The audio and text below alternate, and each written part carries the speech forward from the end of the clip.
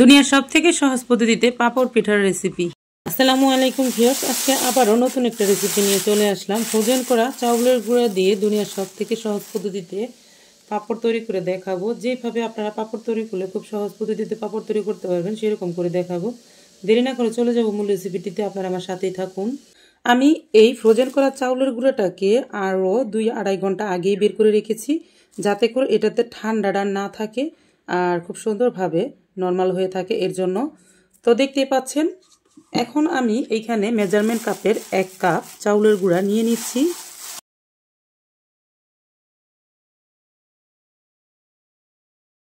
পাপড় গুঁড়া কিন্তু খুব পাতলা পাতলা হয় আর অনেকগুলো পিঠা হবে, একটু বেশি পরিমাণেরও নিয়ে নিতে পারেন। আমি যেহেতু সবসময় পিঠা রেসিপিগুলো তৈরি করি, তার জন্য আমার ঘরে কিন্তু অ্যাভেলেবেল পিঠা থাকে।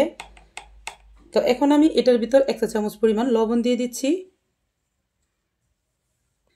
এখন আমি কুসুম গরম পানি দিয়ে ব্যাটারটা তৈরি করে নিচ্ছি। তবে আপনারা যদি নর্মাল চাউলের গুঁড়া নেন, সেই ক্ষেত্রে কিন্তু আপনারা নর্মাল পানি দিয়ে ব্যাটারটা তৈরি করবেন।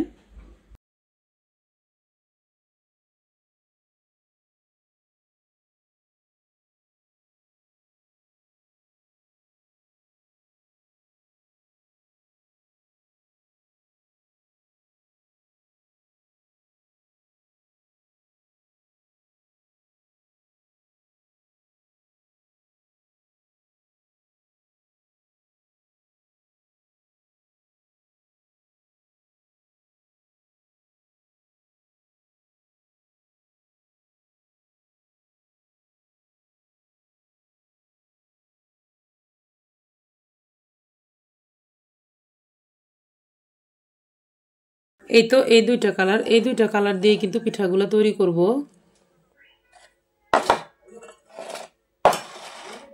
পিঠাগুলো তৈরি করার জন্য আমার এরকম প্লাস্টিক লাগবে। প্লাস্টিকের উপর পাপড়গুলো তৈরি করতে অনেক বেশি সহজ হবে। এখন আমি আপনাদেরকে পাপড়গুলো তৈরি করে দেখিয়ে দিচ্ছি।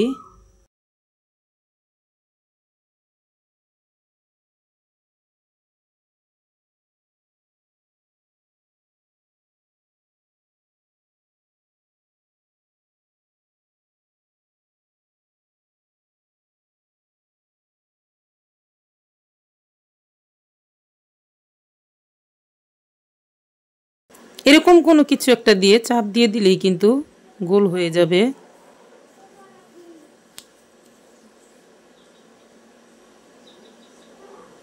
আর খুবই পাতলা পাপড় হবে।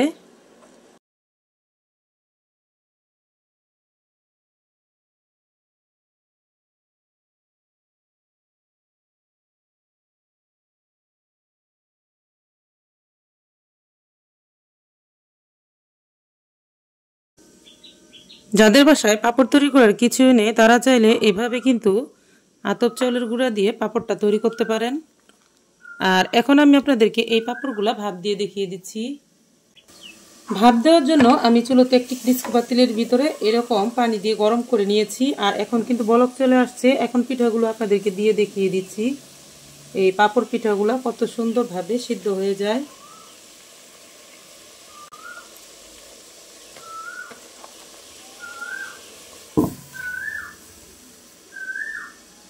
প্রায় 1 মিনিটের মতন অপেক্ষা করলেই কিন্তু সিদ্ধ হয়ে যাবে।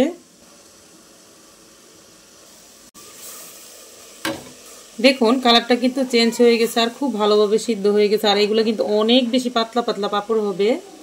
দেখেই হয়তো বা বুঝতে পারতেছেন কত সহজভাবে আপনারা এখন এই পাপড়ের রেসিপিগুলো তৈরি করতে পারবেন।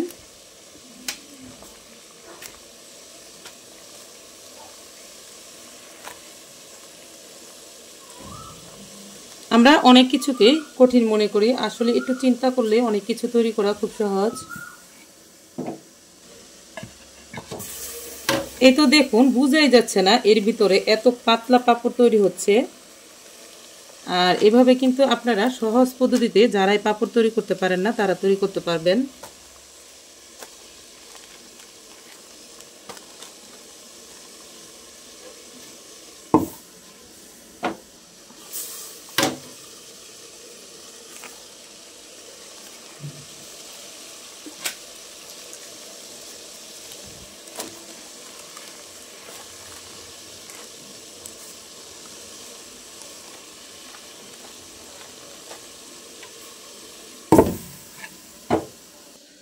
প্রিয় দর্শক, এই তো আমার ভাপিয়ে নেওয়া হয়ে গেছে, দেখতেই পাচ্ছেন। আর এত সহজভাবে পাপড়ের রেসিপিটা আর কেউ দেখাইছে কিনা আমি বলতে পারি না, আপনারাই বলতে পারবেন কমেন্ট বক্সে কমেন্ট করে।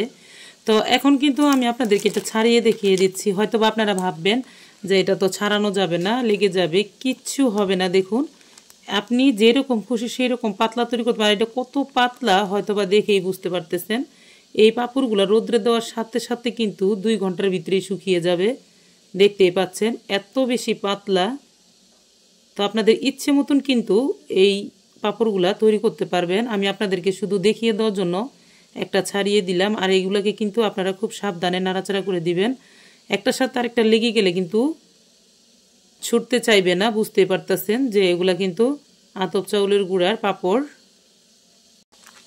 আমি সাদা কালারের একটা আপনাদেরকে ছাড়িয়ে দেখিয়ে দিচ্ছি। এগুলা কিন্তু তারপর আমি ছাড়িয়ে রোদ্রে শুকা দিয়ে দেব। আর সবগুলা আপনাদেরকে ছাড়িয়ে দেখাবো না আজকে। এই তো দেখতে পাচ্ছেন, এটাও কিন্তু কত সহজভাবে উঠে গেল। আর এত পাতলা, হয়তো বা বুঝতেই পারতেছেন কত পাতলা। তো এখন কিন্তু এগুলাকে আমি রোদ্রে শুকাতে দিয়ে দিচ্ছি। রোদ্রে শুকানোর পর আপনাদেরকে দেখিয়ে দিচ্ছি।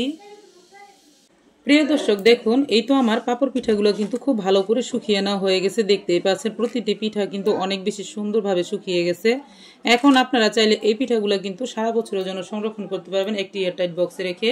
তবে আমি আপনাদের সুবিধার্থে কয়েকটা পিঠা ভেজে দেখিয়ে দিচ্ছি। আর এই পিঠাগুলো তৈরি করার সময় তো আপনারা ভালো করে দেখিয়ে নিলেন কত সহজভাবে তৈরি করা যায়। একদম সহজ এই পাপড় পিঠাগুলো তৈরি করতে। এখন আমি পিঠাগুলো ভেজে নেওয়ার জন্য চুলাতে পর্যাপ্ত পরিমাণ সয়াবিন তেল দিয়ে খুব ভালো করে গরম করে নিয়েছি। এখন পাপড়গুলো দিব আর পাপড়গুলা ভেজে উঠিয়ে নেব।